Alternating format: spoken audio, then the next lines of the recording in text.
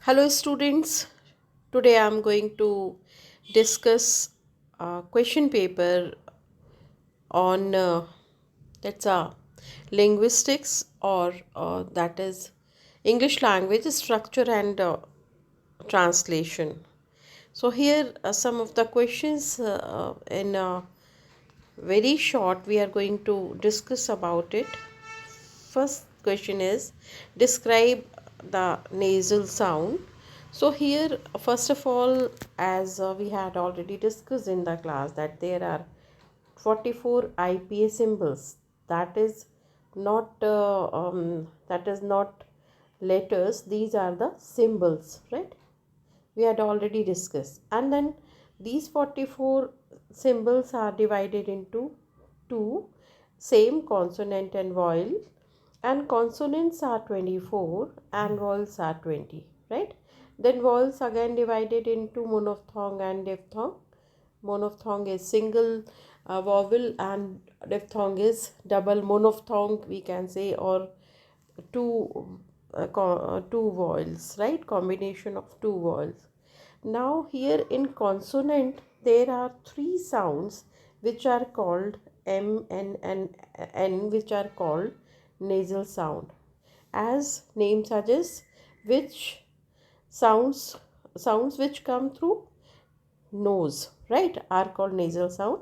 And the mechanism of these sounds are, nasal sounds are produced when the airflow passes through nasal cavity. We have already discussed that's organs of speech, right? So this is nose, right, or nostril, and these are two lips, right?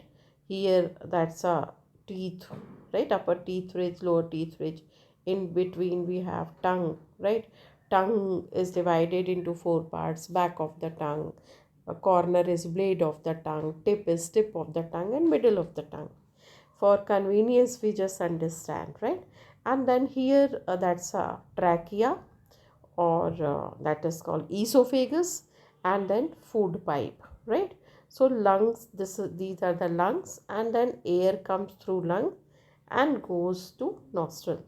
So these are the three sounds where oral cavity is closed, and that's why air flows through nostril, escapes through nostril. This is, so three sounds are there which are produced through nose: M, N and NG. That's a NG, Inga wala sound, right? So let us see. Nasal sounds are produced when the airflow passes through nasal cavity. I told you that's a nasal cavity. So this is, again I'm making, wait a minute. That's a, this is, right? So this is nasal cavity. So when air flows through nasal cavity are called nasal sounds due to lowering the velum. Velum is when we do gargle, you must have noticed that there is a hanging part behind, right, behind our mouth. So that is called velum. So when velum, lowering the velum, which blocks the oral cavity. Condition is when oral cavity, again I have to make a diagram. That's a oral cavity, this is oral cavity. When it is blocked, right? So then when it is blocked, so then air goes through nose, right? So this is when nasal sounds are produced. So these sounds are characterized by resonance in a nasal passage, right? So that's a in English the primary nasal sounds are M, N and D. M is man, then N is nose, as sing, right? So that is, otherwise sometime um, um, these are actually sometime M come in the beginning, so in the case of man, and sometime simmer, right? Or simmer here middle, right? That's a different position. M in the middle, that is positions actually. So here middle position, and sometime that's a sim. So in sim, that's a last position.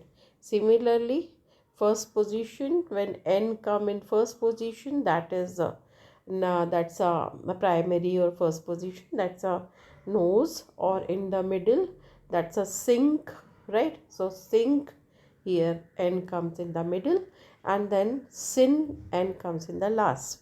Similarly, sing, right?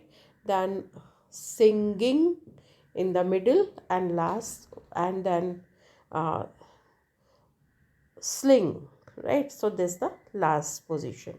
Anyway, these are the nasal sounds. Now moving to define language. Another question, language. So language is a structured system of communication. We know that there is a one structure, and that is system of communication. The structured system of communication that consists of spoken, written, or signed word, right? Those are either spoken, written, or signed words, and set of rules for combining these words. So there is one grammar, that is set of rules of these combining words to convey specific meanings. It allows individuals to express thoughts, emotions, ideas, and information. Language is fundamental to social interaction and culture. What's the purpose for social interaction and culture? Enabling humans to connect, share knowledge, and collaborate. Right? So this is the purpose, and this is the definition of language. Now moving to next question. What is translation?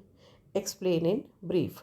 Translation is the process of converting text or speech from one language into another, right? So that's a converting text or speech from one language, the source language, that is called source language, into another language, that is called target language. Okay, so that is from source language to target language, and that's a converting text or speech into one language to another. The primary goal of translation is to preserve the original meaning, which is very important, to preserve the original meaning, tone, and context while making the content understandable. So that is purpose is to make something easy, right? So to make matter easy, but we a condition is we have to preserve the original meaning, tone, and context, right? Which is important condition when we translate any material, but make it understandable and culturally appropriate for the target audience, right? And then language, like other acceptable words should be used. Decency must be maintained. That's the purpose of translation, and translation involves linguistic skills, right? So that is how to uh, beautifully and very clearly we speak, that is linguistic skills. Cultural knowledge, without cultural knowledge one cannot translate matter properly. And subject matter expertise, and then science, suppose chemistry, so that's suppose you have to translate chemistry notes from Hindi to English. So then chemistry expert must be there. In the case of physics, so physics, the person who knows physics very well can be able to translate properly. Suppose law material, so that you have to, like advocate can be able to do it properly. So this way, this is called subject matter expertise. Okay, now another section is short answers. So what are the causes of the development of English language? So why in any language, for example English language, so what are the causes of English development of English language? So English language can be attributed to several historical influences and events, but yes, here major reasons are these are the main is invasions, right? Attacks or invasion. Number two, trade and colonization. So that's for business purpose people move from here and there. Colonization, they make colonies in different places. and then literature and science in other reason, and globalization, that's a modern reason, right? So these are the causes, these are the reasons for which English language is developed like this way, right? So first is invasions or attacks. The arrival, we have learned, we have discussed that the arrival of Germanic tribes, right? So that's a Angel, Saxon and Jews, right? Vikings, and so Germanic tribes, then Vikings, and the conquest Norman conquest introduced new vocabulary. They have contributed, and they gave new vocabulary, grammatical structures, and phonological changes, right? So, because of their invasion, new vocabulary came, and then a grammatical structure that was exchanged, and phonological change. Why? Because in fact it happens. Suppose you start living in Mumbai, so definitely your phonological you will find phonological changes in you, because sound, we accept sound, we adapt sound, adapt that's grammar and vocabulary, many things. So that is called phonological changes. And then the Norman conquest in uh, 1066 brought significant French influence to the English language. So that I have already discussed in the class. That's a contribution of different like French, like mm, Latin, and then other languages, right? So they contributed. So the Norman conquest in 1066 brought significant French influence in English language, which is very important part. Now, another reason was trade and colonization. Interaction with other cultures through trade means business, and colonies introduced new words because they came for the purpose. Suppose you have one business and your clients are Japanese, Americans, so definitely there are exchange of language and culture coexist. So definitely there will be exchange of language and culture. So this is another reason, that interaction with other cultures through trade and colonization introduced new words and concepts. English borrowed words from Latin, Greek, Arabic and many other languages due to international trade and exploration. English is most spoken language, and that's why uh, uh, Greek, Latin, Arabic, and many other languages. Because we can say, just for a minute, we can think that that's a English is spoken in all over the world. So that's a local. Like people when they speak, so definitely there is little if we adopt English, English is like they adopt our culture also, right? That's a little bit exchange also.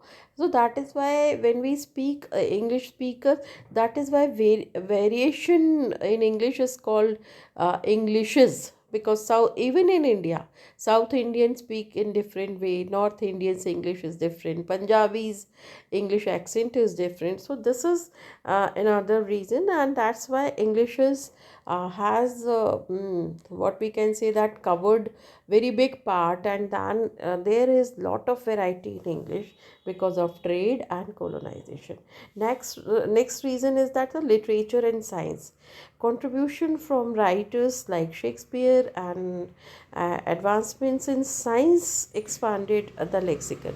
We had already discussed that Shakespeare had given 15,000 words, right? And that's why number of even that day we discussed, that's a chillax, right? So that's a number of words you listen. Now it's time of technology, social media, and all whole world in a common platform. So there is lot of exchange of language, words, thoughts, and everything. And that is why literature plays a very significant role in development of English language. And then science means technology. So as technology expands, so then definitely that's a that is uh, we have seen that's a the new time, and then every day we learn number of words, and number of words we listen and we read, right? So Shakespeare's words introduce many new words and expressions to the English language. So we can't forget Shakespeare has given lot of new words to English language, right? Now, so this is the another cause English, literature and science, because of this, one of the main reasons of development of English literature. Now, globalization, that is also major contribution of globalization. Modern English continues to evolve through global communication because of social media and then internet. Now, the spread of English as global lingua franca, that's a language, right, has led to the incorporation of words from various languages, right? So the spread of English as a global lingua franca has led to the incorporation of words from various languages. So that's a global, because of globalization, we have touched each and every corner of the universe, in fact we can say. And that's why language, English language is being flourished like anything, right? Example, next is example of synchronic versus diachronic linguistics. So synchronic linguistics, the study of a language at a specific point in time without considering historical context. So that's the study of language, that both are a study of language. So that study of language at a specific point in time, that is without considering historical context. For example, analyzing the grammar and vocabulary of contemporary English as it is used today, and we don't want to listen, or we don't discuss like history, so that what is going on at present. So suppose I gave many a time I gave this example that 90 minutes you can 90 minute में English सीखिए, तो दैसे 90 minutes mean three months, right? So each 30 and 30 days, 1 hour per day. So this way you can be able to understand English. So that is why, because in 3 months, 1 hour per day, and in 3 months it is not possible to discuss history, and even students are not interested to listen history, they want to speak. So that is at present what's going on, teachers teach them, right? So that is called contemporary linguistics. And when, so they study at present what's going on, right? And diachronic is the study of historical development and changes in a language over time. For example, tracing the evolution of English language from old English to middle, right? How old English became middle English, and then how became a middle English change into modern English. So if you want to do study, if you want to know the reason, that's in old English, even we had discussed that the even old English, that native of that particular place, they don't know, they are not able to read old English. Modern English speaker cannot read old English. Why? Because that's a thoroughly change, and that's different reason. And that language is, that is why language is called language is matter of flux, because it keeps on changing every day, every minute. In fact, we say that that's the more the many suppose whatever you speak today, same copy cannot be done by you yourself. So that's a creative, language is very much creative. And this characteristics of language, right? Language is creative, language is non-instinctive, right? Language is arbitrary. So these are why, because language every day, every time language changes. So that this detail we study in diachronic linguistics, right? Including changes in phonology, as in our time and your time and current time, right? So what as the child learn, because he learns many things from reel, from video, from, it's a very normal now, that's a part of syllabus. Videos and reels are part of syllabus now. So that this way audio visual, right, he can try, he can listen himself through, record his record his voice. So that is that's a different kind of development of, he receives voice, he receives what we can say that uh, grammar and all. So he understand, he absorbs different sounds, and then that is why he is saying that there's a phonology and syntax and vocabulary. When we study, that's a evolution. When we learn evolution of English language through from old English to middle to modern, including changes in phonology. I gave you example, that's a earlier, if you remember songs, right? So I gave one example, that's a मेरे पिया गए Rangoon वहाँ से किया है telephone.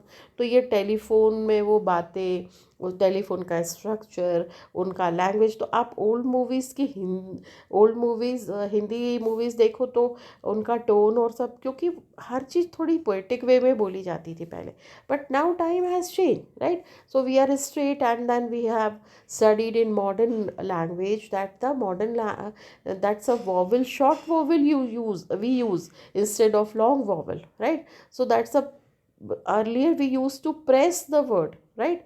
And now people that's a, they use short vowels. So that's a major change, and this is phonology something. Then syntax, sentences are very short, SMS language, email language, right? And then I gave you example in the class also. This a we, and then there is no short of care, and then for, and this is you. So this is syntax. This way we write, we understand, we exchange thoughts and all. Then vocabulary, number of words invented, number of words are archaic now. Thou, thee, right? Doth, thou, right? And then thee, right? Then doth, right? So these are the old fashioned word. Now it is replaced by you, it is replaced by your, it is replaced by does, right? So these are the new changes, and then it is key, it is actually being changed day by day. So these are this is the detailed study when we do in diachronic linguistics. Now next question is, what are the allophones and allomorphs, right? Explain the appropriate examples. Allophones and allomorphs, right? Allophones, phones is sound, immediately you should click that phone is sound. Allophones are variations of single phoneme, right? Single phoneme, or 44 sounds are phonemes. These all are phonemes, right? Single phoneme, right? So suppose P, P and P, right? So different variation. Sometimes we say P, and then the English speaker they say P, right? This way. PH also come, right? So this is study. Allophones are variations of single phoneme that do not change the meaning of the word. Important is that's a phoneme, that's a variation is there, but do not change the meaning of the word. They are context dependent, like, so what's the context actually, and are perceived as the same phoneme by native speakers, right? And they understand the same phoneme by the native speaker. For example, phoneme P has different allophones.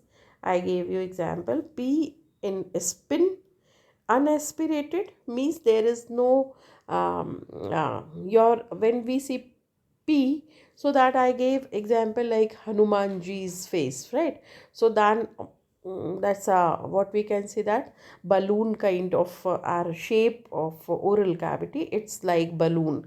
So that's a, when we speak P, so spin, right? But when we speak pin, So that's a P. So that's a aspirated P. Aspirated, these variations occur due to phonetic environment, right? But do not change the meaning of the word. So that's a phonetic environment, means that's a English speakers there, even geological environment and other. That's why their sound is different. So they say phone, right? And we say phone. So that's a that is a unaspirated or aspirated, but then that is just because of phonetic environment. That's a even it is said that every 15 miles language changes because of phonetic environment, right? So if we go from Indore to Ujjain, so then Ujjain accent is different. They used to say मैं जा रिया था, मैं आ रिया था, मैं कह रिया हूँ ना, something like this, right? But then you come to Indore, so their language is Malvi accent they use, right? Then you go to South, so you must have seen change in South faculty members. Their accent is different from now North, right? So this is, but then meaning does not change.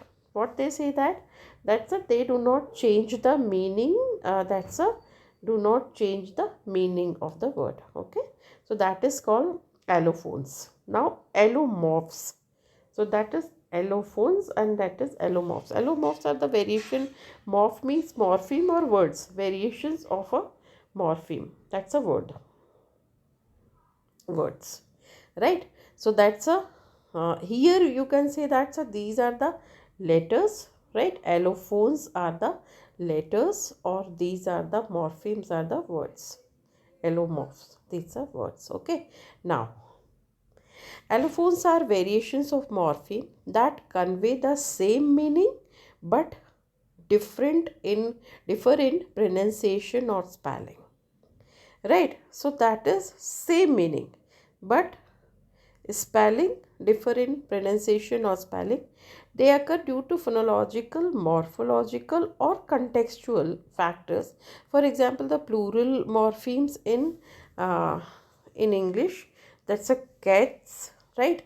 So plural singular is cat and plural is cats, right? So that's a S. But singular is dog and plural is dogs. However, we are putting S in both the cases. But here cats, that's a S sound. But in plural of dogs, that's a Z sound. Right? So what they are saying that horses, that's not horse, that horses is ka sound. Right? So these allomorphs represent the same grammatical function, plurality, but but are pronounced differently based on phonetic context. Why? Because phonetic context means that's a our mouth our like articulators cannot speak same as cats like dogs.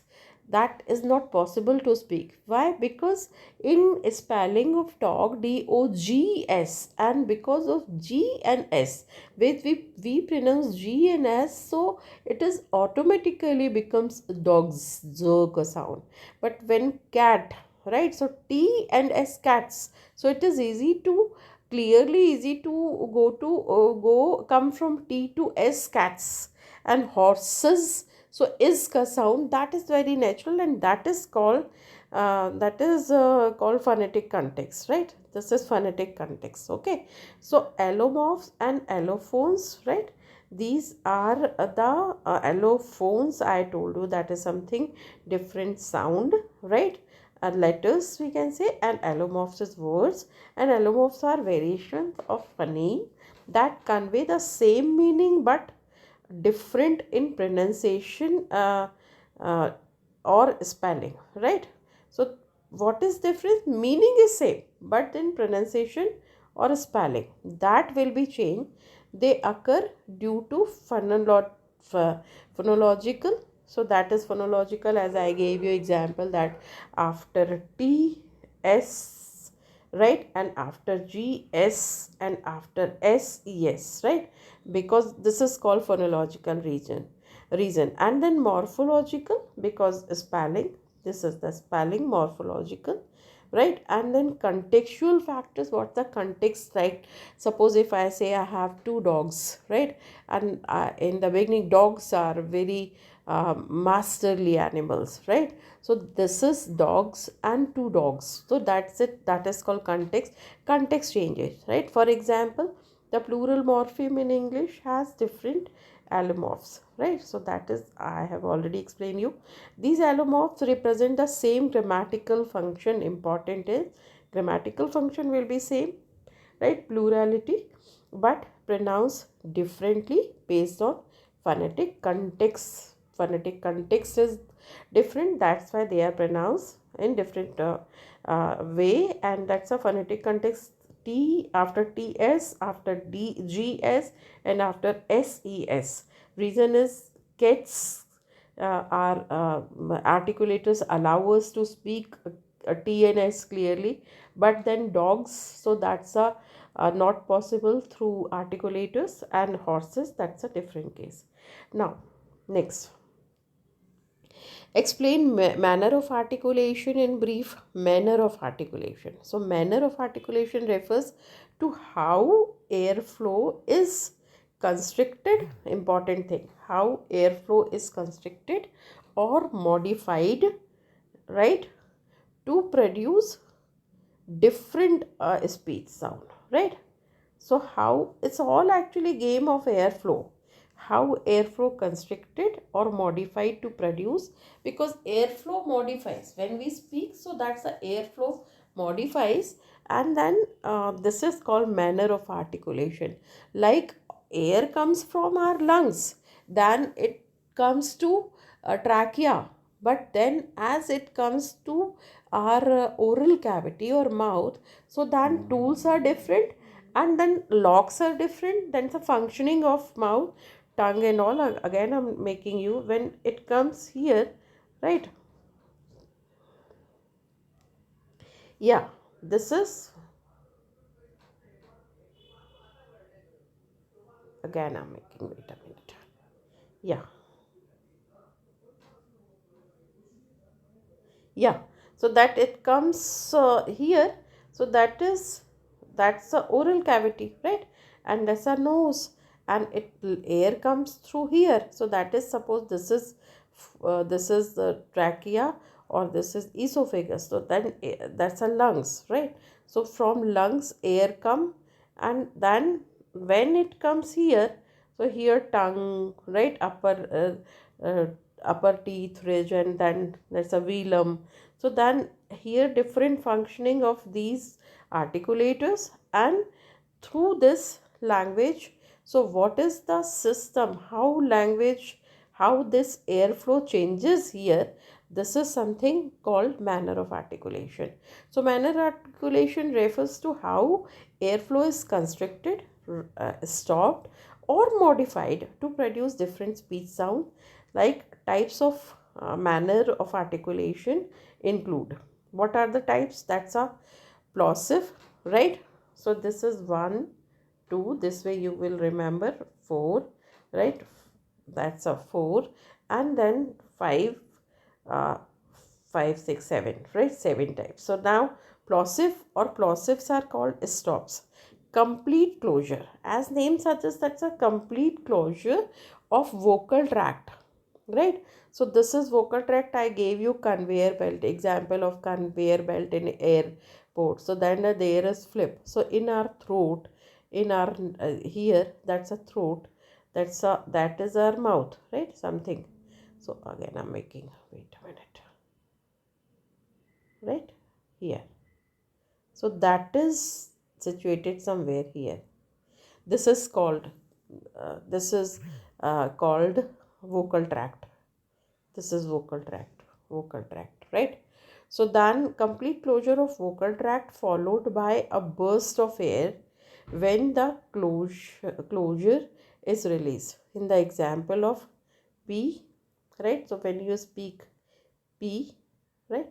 So that's a P, you have to join your lips. Then B again, then T, T. So that's a teeth ridge, our tip of the tongue touches here. Then D, so then that's a here, that's this tongue, then the tip of the tongue touches here, that's a T, then D. So then the suppose this is tongue, so it becomes a stern here, that's a D, and touches here somewhat back of the mouth. Then K, so then tip of the tongue, this is tip of the tongue, so touches, there's a teeth ridge K. And G, so that's the middle of the tongue, touches here. You just see what I have spoken, you just imagine and do practice, so I think you'll be able to understand. In all the cases P, B, T, D, K, G, that's a there is lock, complete closure, P, B, T, G, K, G. Right, now moving to next fricatives. Partial closure, that's a partial closure and of vocal tract, creating a narrow passage that causes friction as air passes through. F, right, so that is F. Then V, th, right, so these are the complete closure, right. And then the S, Z, these are the words, 2-3 examples you can remember, that's enough. And this is fricative, so that is called that's a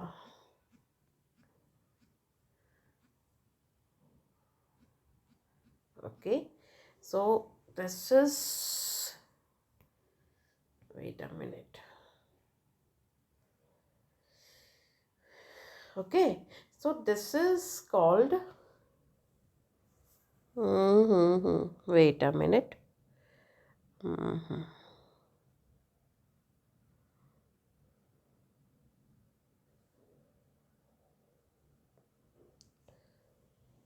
Wait a minute.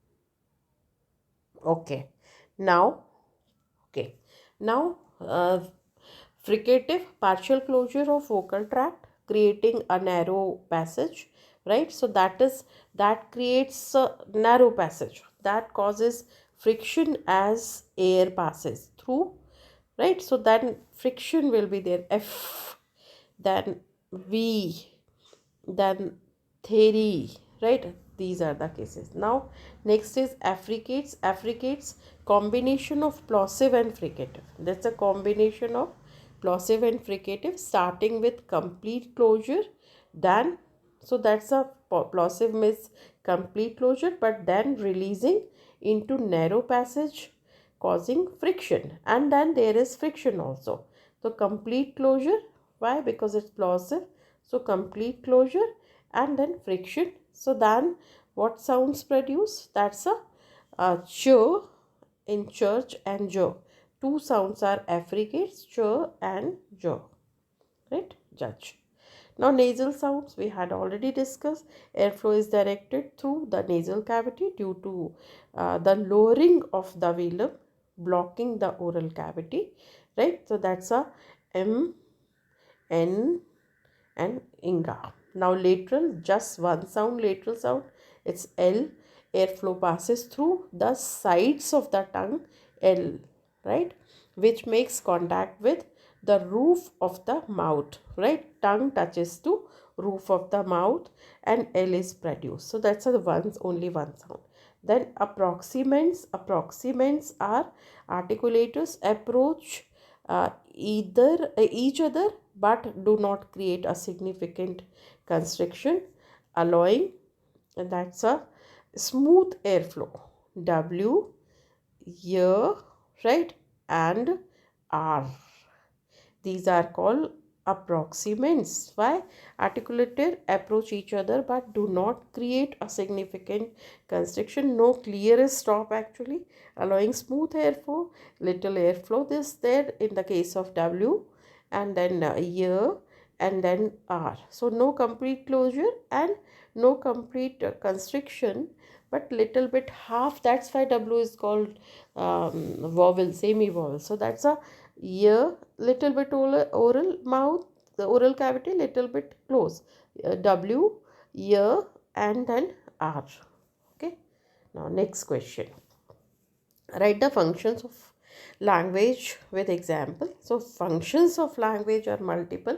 That's a communication, enhancing, exchanging information, thoughts and ideas, for example giving directions to the place. So that is exchanging information, that's a communication. First the communication, then expressive, conveying emotions, feelings, personal identity, and a writing a diary entry to express one's emotions. And then directive, influencing others behavior or action, for example giving commands like close the door. These are the directive. Then fatigue, that's the establishing and maintaining social relationship, for example engaging in small talk like how are you, or nice weather today, something fatigue.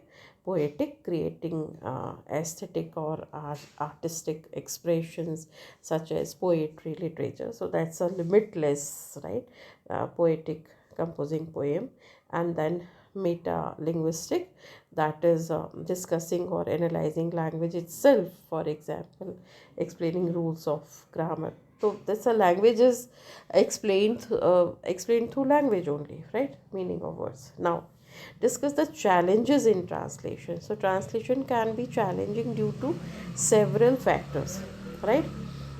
Why? Because cultural differences. So translating culturally specific concepts, idioms and expressions that may not have direct equivalent in target language. Why? Because culture is different. That's why sometimes it's a big challenge to translate that feeling, that soul of culture, that particular what we can say, that suppose Christians go to church, right? So their feeling, their rituals, their reason is different from Hindus, and then so that cultural differences, word to word, sometime to express the same culture through words, it's a challenge, right? Then idiomatic expressions we have already discussed. That's a many example, a very good example is an empty vessel makes much noise, and the Hindi proverb is thotha chana baje ghana. तो अब अगर आप चना और घना करो तो dense हो गया, चना इज समथिंग ग्राम. तो that's a different, so that's a very big challenge. Idiomatic expression cannot be word to word, cannot be changed. Then context, so maintaining the original context and nuances while ensuring translation is accurate and coherent. So context, in which particular context, same context cannot be translated in other language. That's also big challenge. Then tone, style and style, preserving the author's voice, tone and style in translation to maintain the original's impact and intent.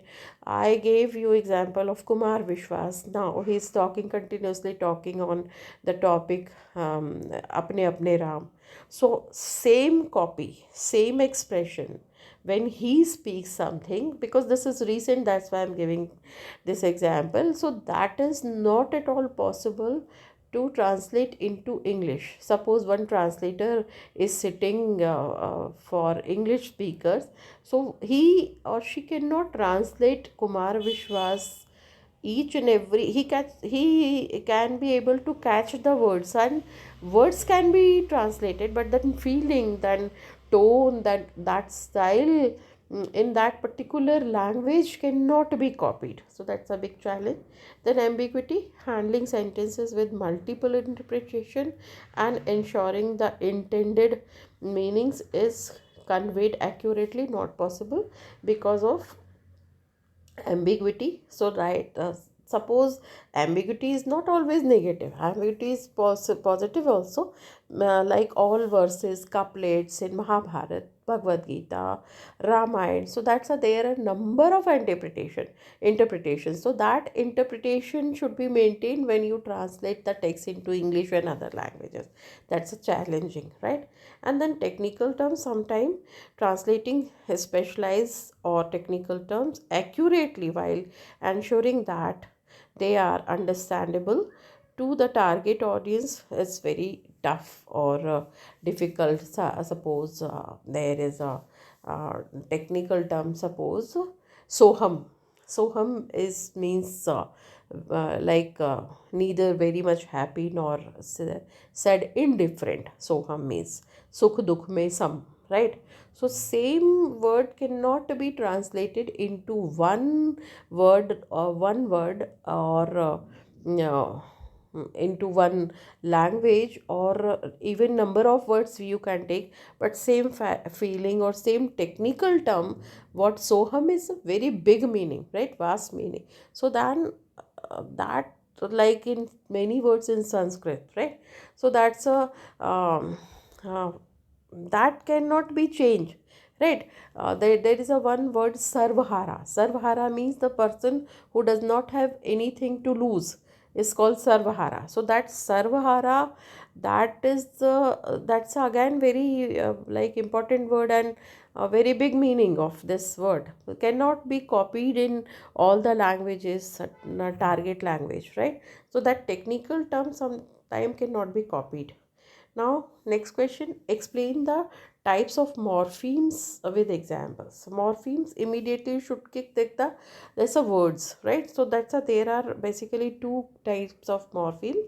Free morpheme and bound morpheme, we had already discussed, can stand alone as words. So that's a free morpheme: book, run, happy, um, self, like not cell phone, but a fan, right? Calendar, curtain, right? And then almira, right? And then walk, talk. These are the free morpheme, right? Which can stand alone. The important thing, which can stand alone.